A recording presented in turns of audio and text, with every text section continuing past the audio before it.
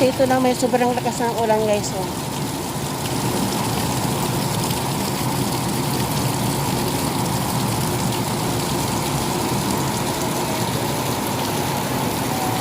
Yan, tingnan natin yung ano natin dito, yung tulay dito. Kung talagang inaabot ng tubig.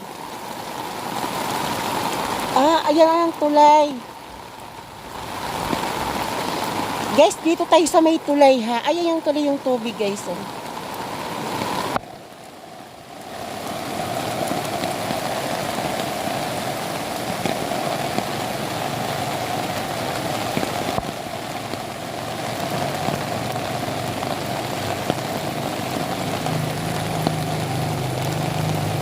Oh. Pero hindi naman siya guys, hindi naman talaga actually malakas yung tubig.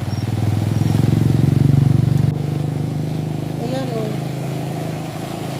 Pero malakas na yan.